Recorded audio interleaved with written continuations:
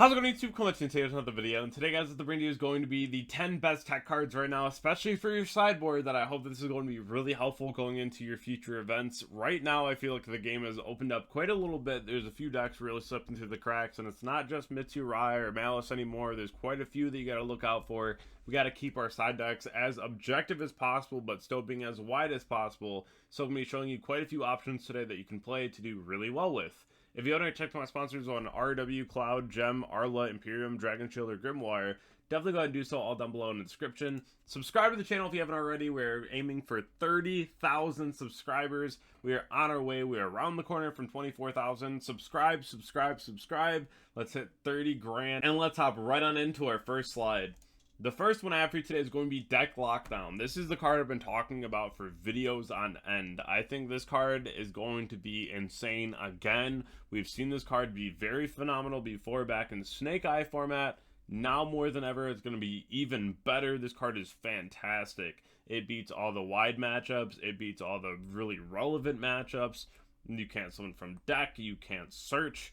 This is on both sides, but after you're done comboing, you just go ahead and activate this card and win the game on the spot. Obviously, against Mitsurai, they have to draw the one of two X to out this, or if they're siding in back row out, then sure, but better draw it, because if you don't draw it in 6, you literally lose. Like, you cannot out this card, you lose. You can't even, like, normal ice and out it, right? Like, it's just a really rough situation to be in. So, this is something that you really want to consider for your side deck right now. I will probably be on 3 of this card for the regional this weekend. I'm playing Mitsurai, so it gets a little iffy on if I can play through my turn 3. So that's where you got to consider your other types of cards that you can play. Because again, Yu-Gi-Oh! Realistically right now is, I'm going to show you my turn 1 board, and you're probably going to scoop, and we're just going to go to game 2 at that point, right? Because you just can't out the deck lockdown, which means my board's not getting broken. But the problem always ensues is when they break your board and you're still stuck under your own deck lockdown, right? So decks like Malice that don't care about cards like this, they can just activate this freely, and they're like, you can't play the game, and I'm going to keep playing the game anyway, right? So very, very strong card right now. Does have some drawbacks, of course, like anything else will, especially even like Mistaken Arrest, right? Mistaken Arrest is another fantastic card, and this is something that does last until the end of your next turn. So even though it's fantastic and you can chain it, even if you have a duster coming at you or like a lightning storm, you still have this active.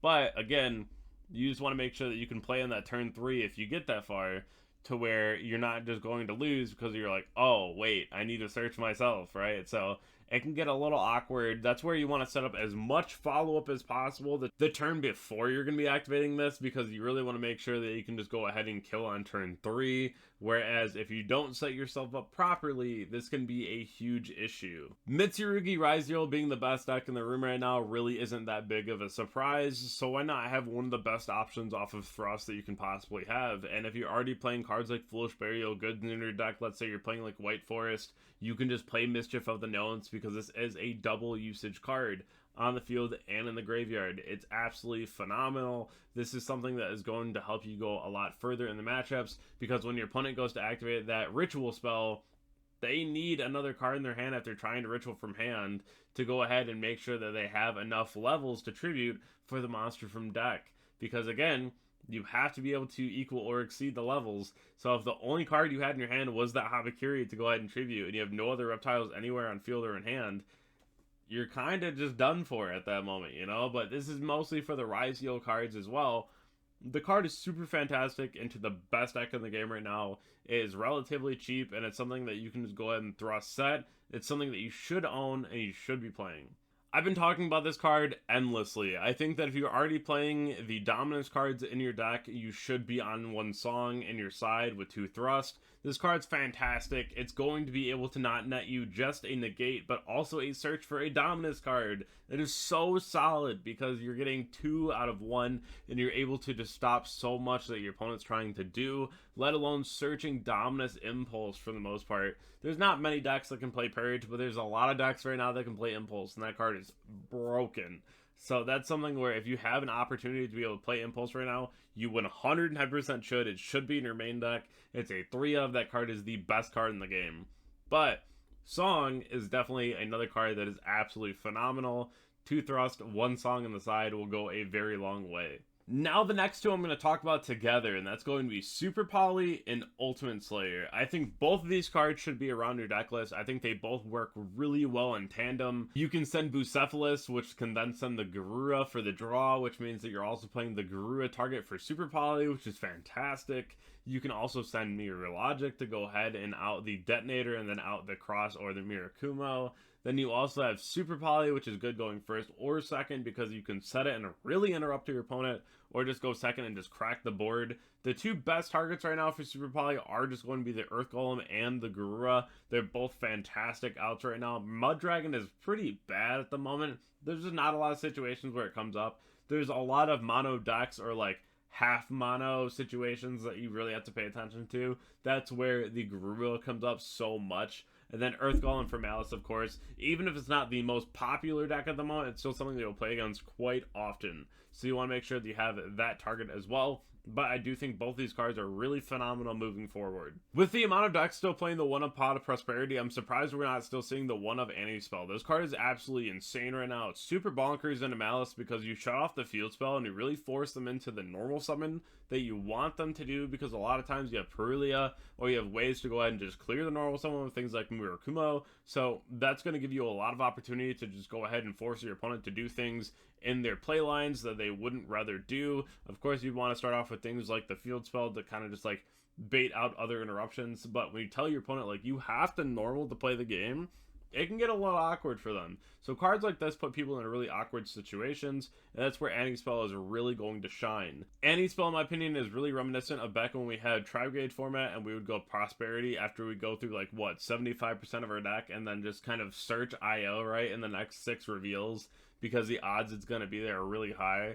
I think that Anti-Spell is absolutely phenomenal. This is the card that you really should be playing. It's just a 1-of in your sideboard, and if you see it, you probably just win the game. Next one up here is going to be personal preference. I play Droplet in every deck list that I can. I think this card is absolutely fantastic. It just outs so many problem situations, especially against random rogue matchups, or even just into the best decks in the format right now where you're like, man, how do I out this? And you're like, oh yeah, Droplet, right? So I think this card is so good, and it's something that you really should consider. Not every deck can really run it. It's really good in decks like Crystron, of course, because you want to put everything on the graveyard. But overall, I do think that Droplet is a card that you really should consider. We all know what Droplet does, but that does not mean that it's any less fantastic than it always has been. Crazy enough, we are starting to see Bell in the main deck again, which is pretty cool. This is a really good 2-of side card right now. I think that it's good into just about every matchup you can think of, too. And that's one thing where utility in a card is the most important part of it. And if you can play a hand trap like this, it just can be really highly impactful, to be honest. Even on like a Malice field spell, it can be really awkward. Even if your opponent opens like really weird and they're trying to go for like a Splash Mage play, or they're trying to do like a March Hare play, this can be really impactful. So it's something that I would highly consider. Again, it's a 2-of in your side deck or a 2-of in your main deck. There is always going to be room for another hand trap. So that's something where I would really recommend playing something like this because it can catch someone off guard. Now to end on the spice, this is a $14 Seeker right now and a $3, I believe it's a Super. This card is really good. This is something that I really didn't expect to be talking about, and it's not something that really ever caught my eye until now. Being able to just activate this, called Whitebinder, Droll, Nibiru, Detonator, Mirakumo. There's so many different situations where you kind of just like raw activate this into the board, and either you can just like freely play through Droll, right, because they can't just activate it, or you can just like play without the worry of a Whitebinder hitting the board. There's so many ways to where this card can be really impactful, and it's gotten a lot of popularity. Not in every deck list, but we're seeing it in quite a few side decks, and I could see it being in even more. I really hope that you enjoyed today's video. Definitely go ahead and check out my Twitter, Twitch, Discord, Instagram, and subscribe to the channel if you haven't already for more useful tips and more knowledge going forward into the game. I hope that you all have a wonderful night, and I'll catch you all in the next video. Thank you.